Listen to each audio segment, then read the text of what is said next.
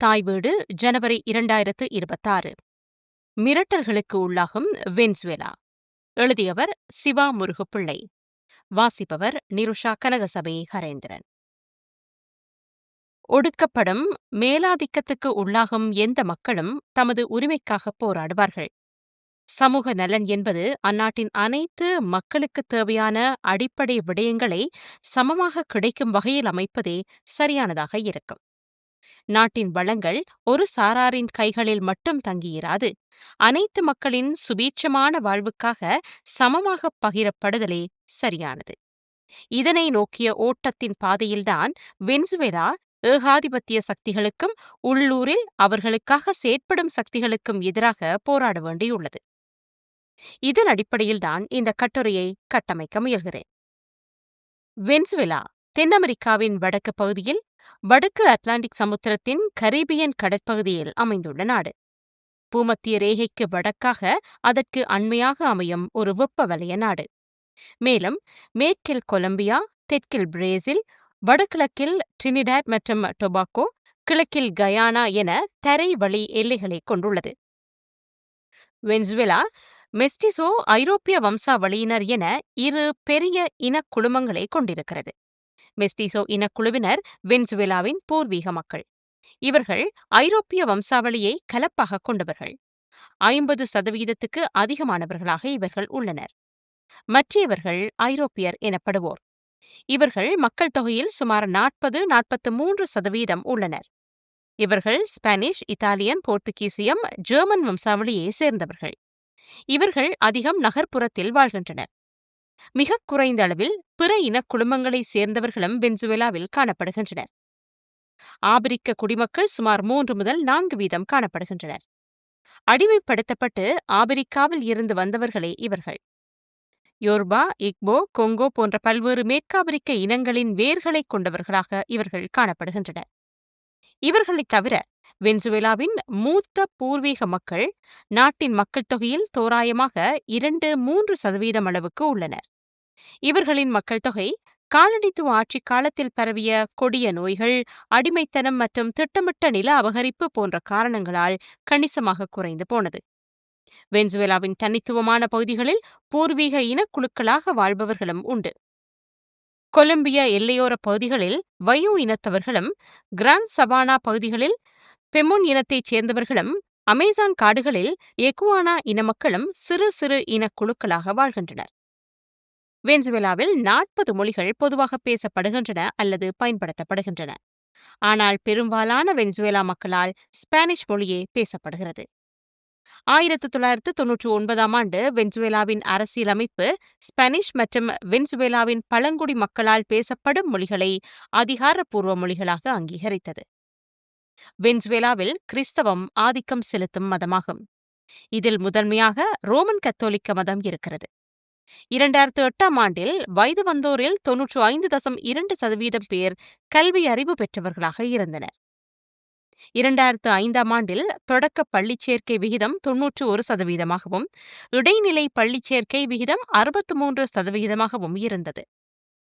வெனிசுவேலாவில் பல பல்கலைக்கழகங்கள் உள்ளன. அவற்றில் மிகவும் மதிப்புமிக்கவை 1921இல் நிறுவப்பட்ட வெனிசுவேலாவின் மத்திய பல்கலைக்கழகம், ஜூலியா பல்கலைக்கழகம், ஆண்டிஸ் பல்கலைக்கழகம், சைமன் பொலிவர் பல்கலைக்கழகம் மற்றும் கிழக்கு பல்கலைக்கழகம் ஆகும். இங்கு தற்போதும் பேஸ்பால் புகழ்பெற்ற விளையாட்டாக இருந்தாலும் அதன் அண்டை நாடுகளிடையே இது அரிதாகி வருகிறது. ஆனால் கால்பந்து மத்திய தென் அமெரிக்காவில் ஆதிக்கம் செலுத்தும் விளையாட்டாகவும் இருக்கிறது. இதனால் வெனிசுவேலாவும் கால்பந்தாட்டத்துக்குள் தன்னை அதிகம் இணைத்து வருகிறது. வெனிசுவேலா வழியாக பாயும் முக்கிய நதி ஒரினோக்கோ நதி ஆகும். இது தென் அமெரிக்காவின் 2140 கிலோமீட்டர் நீளமான மற்றும் மிக முக்கியமான ஆறுகளில் ஒன்றாகும். இது நாட்டின் இயற்கை மற்றும் கலாச்சார பொக்கிஷமாக கருதப்படுகிறது. வெனிசுவேலாவின் பெரும் பகுதியையும் அருகாக உள்ள கொலம்பியா மற்றும் பிரேசிலின் சில பகுதிகளையும் உள்ளடக்கிய ஒரு பரந்த ஆற்றுப்படுகையை இது உருவாக்குகிறது. வடகிழக்கு வெனிசுவேலாவில் உள்ள ஒரு பெரிய டெல்டா வழியாக அட்லாண்டிக் சமுத்திரத்தில் பெருங்கடலில் கலக்கிறது. இது போக்குவரத்து பாதையாகவும் காணப்படுகிறது. வளமான விவசாயம் மற்றும் பல்லுயிர் பெருக்கத்துக்கு உதவும் வகையில் ரியோ நீக்ரோ, அப்புரே நதி, கரோனி நதி, கட்லடம்போ நதி, மெட்டா நதி, கியூனி நதி என்ற நதிகளும் காணப்படுகின்றன. தென் அமெரிக்காவில் பிரேசிலுக்கு அடுத்து 2வது பெரிய நீர் மின்சார திறனை வெனிசுவேலாவே கொண்டுள்ளது. நாட்டின் மின்சார விநியோகத்தில் பெரும்பகுதியை நீர் மின்சாரம் வழங்குகிறது. சமீபத்திய ஆண்டுகளில் இது 60% முதல் 80% வரை இருக்கின்றது. நாட்டின் நீர் மின்சாரம் முதன்மையாக குவையானா பகுதியிலுள்ள கரோனி நதியிலுள்ள அணைக்கட்டில் உற்பத்தி செய்யப்படுகிறது. கடல் கடந்த தீவுகளை உள்ளடக்கிய கூட்டாட்சி அரசமைப்பை கொண்டுள்ள வெனிசுவேலா 23 மாநிலங்களை தன்னகத்தே கொண்டுள்ளது. லத்தீன் அமெரிக்காவில் மிகவும் நகரமயப்படுத்தப்பட்ட நாடுகளில் வெனிசுவேலாவும் ஒன்றாகும். வெனிசுவேலா மக்களில் பெரும்பாலானோர் நாட்டின் வடக்கு மற்றும் தலைநகர் கராகஸில் வசிக்கின்றனர். வடக்கு மலை பள்ளத்தாக்கில் அமைந்துள்ள ஒரு வணிக மற்றும் கலாசார மையமாகும். 19ஆம் நூற்றாண்டில் நகரின் பழைய நகரத்தில் நிறுவப்பட்ட வெனிசுவேலாவின் தேசிய போர் வீரர்களின் நினைவிடத்தில் சுதந்திர தலைவர் சைமன் பொலிவர் அடக்கம் செய்யப்பட்டுள்ளார். 17ஆம் நூற்றாண்டைச் சேர்ந்த ரோமானிய கட்டடக்கலையின் அடையாளமான கராகஸ் பெரிய தேவாலயம் வெனிசுவேலாவில் உள்ளது. உலகம் முழுவதும் காலனி ஆதிக்கத்துக்கு உட்பட்டுக் கொண்டிருந்த வேளையில் மத்திய தென் அமெரிக்க நாடுகளின் பெரும்பகுதி முழுவதும் ஸ்பானிஷ் ஆதிக்கத்துக்குட்பட்டது. 1522ஆம் ஆண்டில் பழங்குடி மக்களின் எதிர்ப்பின் மத்தியில் வெனிசுவேலா பிரதேசம் காலனி ஆதிக்கத்துக்குட்பட்டது. ஆனால் மக்களின் தொடர்ச்சியான போராட்டத்தினால் 1811ஆம் ஆண்டு வெனிசுவேலா சுதந்திரத்தை அடைந்தது. ஸ்பானியர் நாட்டை விட்டு வெளியேறும்போது ஸ்பானிய மொழியையும் கத்தோலிக்க மதத்தையுமே விட்டுச் சென்றனர். இதற்கு பதிலாக அம்மக்களின் பூர்வீக தாய்மொழிகளையும் வழிபாட்டு முறைகளையும் அருகச் செய்துவிட்டு சென்றனர். கிராண்ட் கொலம்பியா என்பது 1819-1831 காலப்பகுதியில் சிமோன் பொலிவர் தலைமையில் உருவான அரசியல் ஒன்றியமாகும். இதில் இன்றைய கொலம்பியா, வெனிசுவேலா, ஈக்வடோர், பனாமா ஆகிய பகுதிகள் இணைந்திருந்தன. ஆனால் தொடர்ந்து வந்த காலங்களில் 1830இல் முழு இறையாண்மை கொண்ட நாடாக வெனிசுவேலா கொலம்பியாவில் இருந்து பிரிந்தது. 19ஆம் நூற்றாண்டில் வெனிசுவேலா அரசியல் கொந்தளிப்பு மற்றும் எதேச்சாதிகாரத்தை அனுபவித்தது. 20ஆம் நூற்றாண்டின் நடுப்பகுதி வரை பிராந்திய இராணுவ சர்வாதிகாரிகளின் ஆதிக்கத்துக்கு உட்படுத்தப்பட்டது. 1958 முதல் நாட்டில் தொடர்ச்சியான ஜனநாயக அரசாங்கங்கள் இருந்தன. ஆனாலும் பெரும்பாலான பிராந்தியங்கள் இராணுவ சர்வாதிகாரங்களால் ஆளப்பட்டன. 1980கள் மற்றும் 90களில் ஏற்பட்ட பொருளாதார நெருக்க வாரங்கள் பெரிய அரசியல் நெருக்கடிகளுக்கும் பரவலான சமூக அமைதியின்மைக்கும் வழிவகுத்தன. அவற்றில் 1989ஆம் ஆண்டு நடந்த மோசமான கராகசோ கலவரங்கள், 1992இல் நிகழ்ந்த 2 ஆட்சி கவிழ்ப்பு முயற்சிகள் மற்றும் 1993இல் பொது நிதியை மோசடி செய்ததற்காக நிறைவேற்றப்பட்ட ஜனாதிபதியின் பதவி நீக்கம் ஆகியவை முக்கியமானவையாகும். இதனைத் தொடர்ந்து 1998இல் ஜனாதிபதி தேர்தல் நடைபெற்ற போது மக்கள் அரசியல் கட்சிகள் மீதான நம்பிக்கை ஈனத்தை வெளிப்படுத்தினர். இது பொலிவேரியன் புரட்சிக்கான ஊக்கியாக அமைந்தது. வெனிசுவேலாவில் ஒரு சமூக புரட்சி ஏற்படுத்திய பொலிவேரியன் புரட்சி புதிய அரசியல் மாற்றத்தை ஏற்படுத்தியது. இந்த புரட்சியில் 5வது குடியரசு இயக்கத்தின் நிறுவனர் மற்றும் வெனிசுவேலாவின் ஐக்கிய சோசலிச கட்சியை பிரதிநிதித்துவப்படுத்திய வெனிசுவேலாவின் ஜனாதிபதி ஹியூகோ சாவேஸ் மற்றும் அவரது வாரிசான தற்போதைய ஜனாதிபதி நிக்கோலஸ் மடூரோ ஆகியோரால் நடத்தப்பட்டது. வெனிசுவேலாவில் பொலிவேரியன் புரட்சி என்பது 1999ஆம் ஆண்டு ஹியூகோ சாவேஸால் தொடங்கப்பட்ட ஓர் அரசியல் இயக்கம் மற்றும் தொடர்ச்சியான போராட்ட அமைப்பாகும். இதற்கு நாட்டின் சுதந்திர விடுதலை போராட்டத் தலைவர் சைமன் பொலிவரின் பெயர் சூட்டப்பட்டது. இது சமூக நலன், ஏகாதிபத்திய எதிர்ப்பு மற்றும் மக்கள் ஜனநாயகம் கொண்ட ஒரு சோசலிச அரசை நோக்கமாக கொண்டு உருவாக்கப்பட்டது. புரட்சியின் வெற்றிக்கு பின்னால் வெனிசுவேலாவுக்கு 1999இல் புதிய அரசியலமைப்பை உருவாக்கினார். ஐக்கிய சோசலிச கட்சியின் தலைவரும் வெனிசுவேலாவின் ஜனாதிபதியுமாகிய ஹியூகோ சாவேஸ் இதுவரை காலமும் தனியார் வசம் அதிகம் இருந்த எண்ணெய் வளங்கள் அனைத்தையும் அரசுடைமையாக்கினார். இதனால் கிடைத்த செல்வத்தை மக்களுக்கான சமூக நலத்திட்டங்களுக்கு பயன்படுத்தினார். இச்செயற்பாடுகள் நில சீர்திருத்தம் மற்றும் தனியுடைமையை தகர்த்தது. இதனால் அரச சொத்துக்கள் அதிகரித்தன.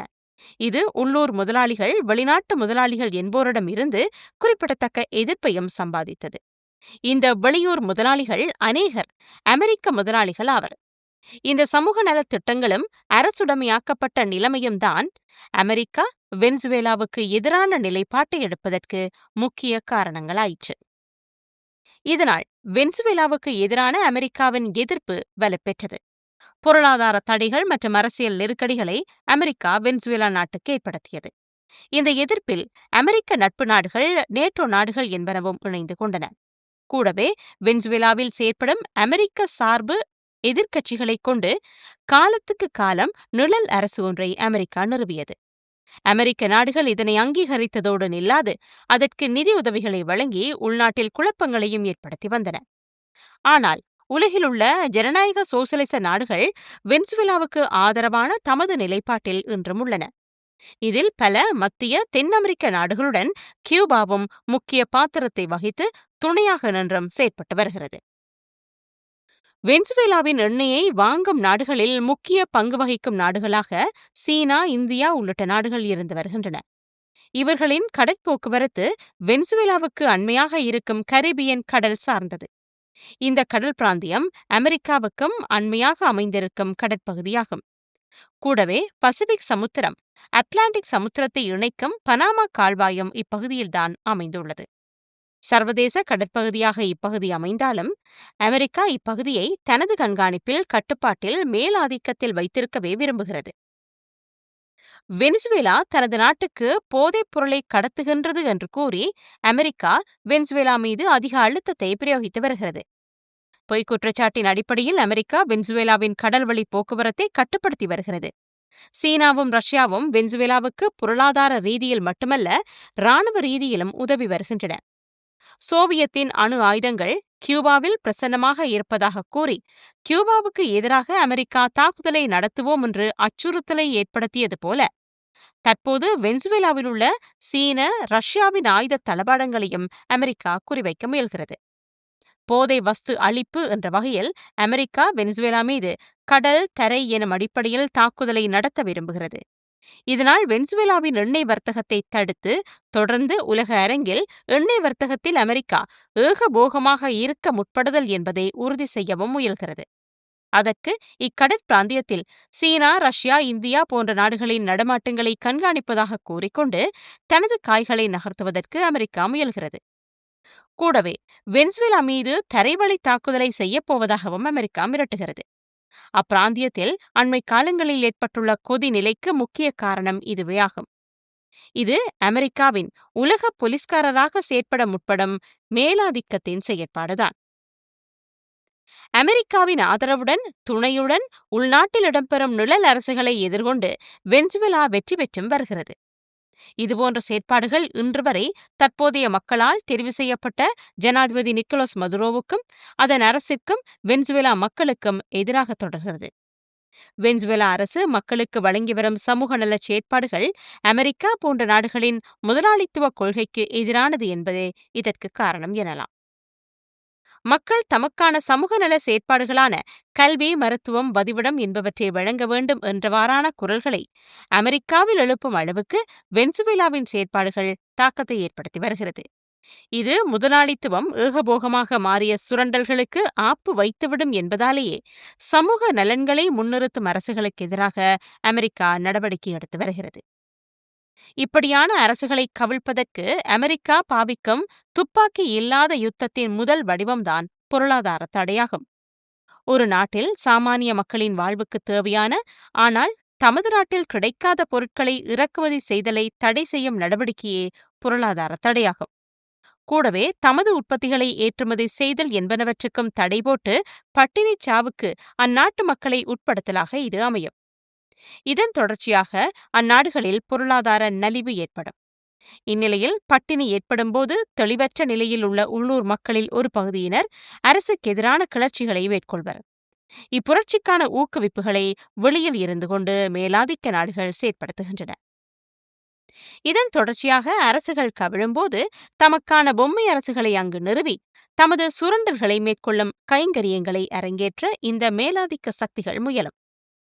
அமெரிக்காவில் கடந்த கால செயற்பாடுகளுக்கு உதாரணங்களாக லிபியா, ஈராக், சிரியா என பல நாடுகளை கூற முடியும். கூடவே அமெரிக்காவின் விளைநிலங்களில் குறைந்த கூலியில் வேலை செய்வதற்கான வேலையாட்கள் இந்த நாடுகளில் இருந்து திரட்டப்படுவர். தமது நாட்டுக்குள் அனுமதிக்கும் அகதி என்ற செயற்கை முறையின் ஒரு வடிவமாகவும் இது பரிணாமம் அடைந்து வருகிறது. இந்த வேலையாட்கள் இல்லையேல் அமெரிக்காவின் விளைநிலங்களில் விளைச்சல் இல்லை என்பது இங்கு முக்கியமான விடயமாகும். இவ்வாறு வேலைக்குச் செல்பவர்கள் தமது நாட்டு குடியுரிமையையும் இழந்து அமெரிக்க குடியுரிமையும் கிடைக்காது அவதியுறுவர். இவ்வாறு பல தலைமுறைகள் கடந்து போகும் அவலமும் இன்று வரை தொடர்கிறது. இதனை எமது மலையக மக்களின் வாழ்வுடன் ஒப்பிட்டு பார்க்க முடியும்.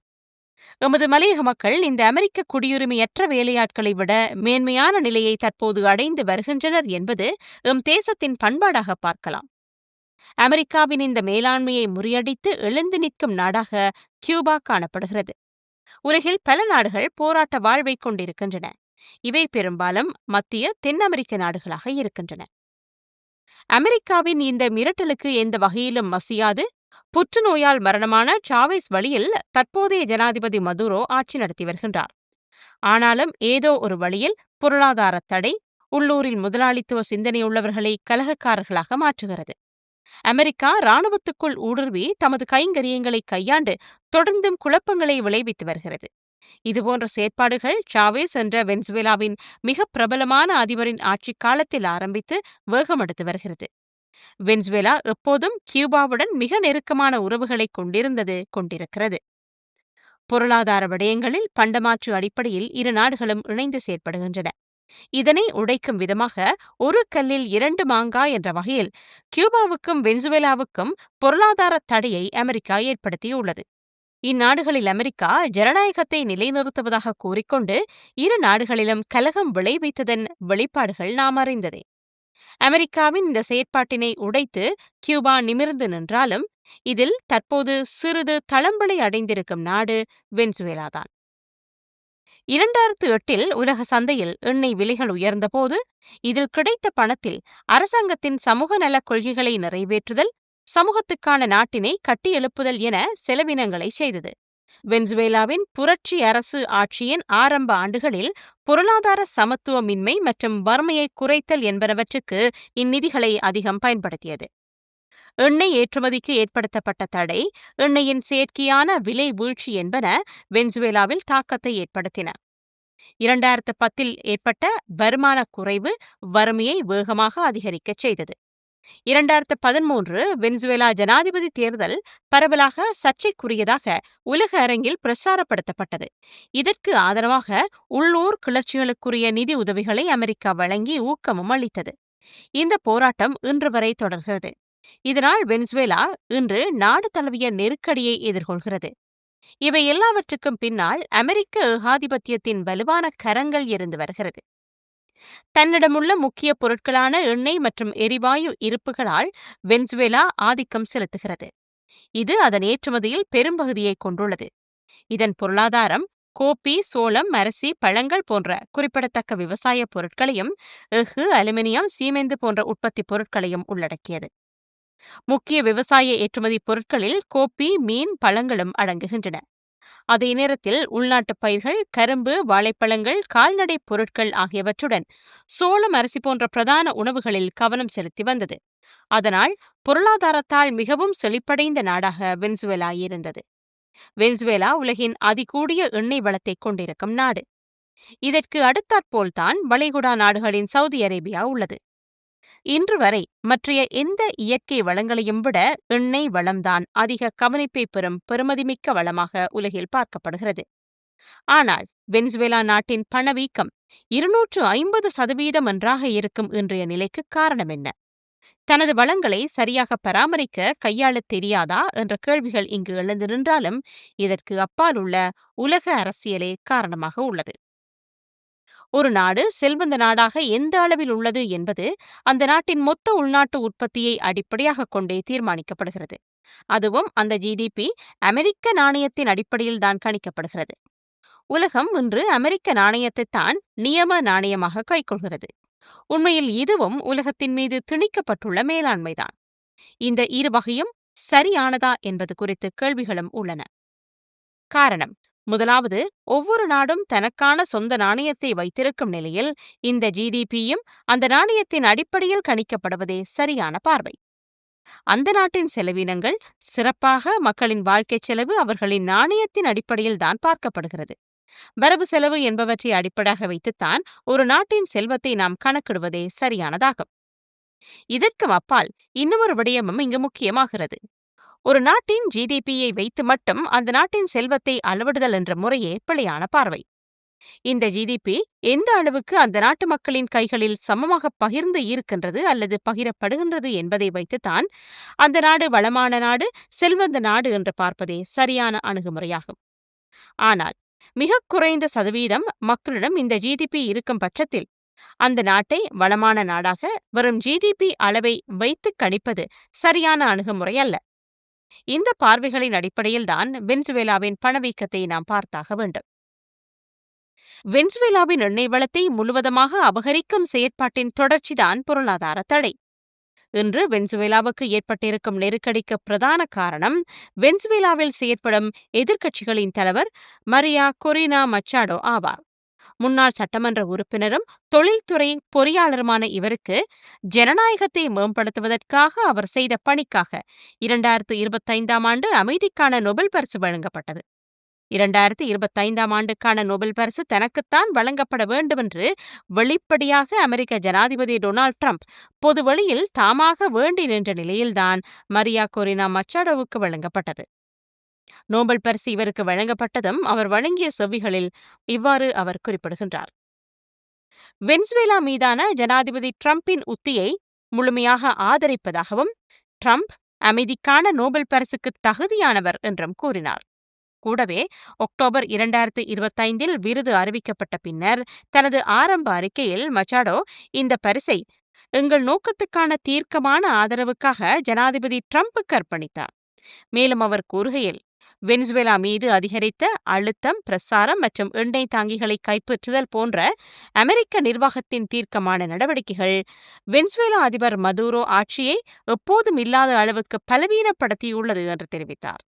இவற்றை அவர் டிசம்பர் 2025 நடுப்பகுதியில் வெனிசுவேலாவில் இருந்து துணிச்சலான தப்பித்தலுக்கு பிறகு நோர்வேயின் ஒஸ்லோவில் இருந்து தெரிவித்தார். இந்த நோபல் பரிசு வெனிசுவேலா எதிர்க்கட்சி தலைவரின் செவிகள் வெனிசுவேலாவின் இன்றைய நிலைமைகளுக்கு பின்னால் இருப்பனவற்றை மிக தெளிவாக எடுத்தியம்பியும் உறுதிப்படுத்தியும் நிற்கின்றன. நன்றி.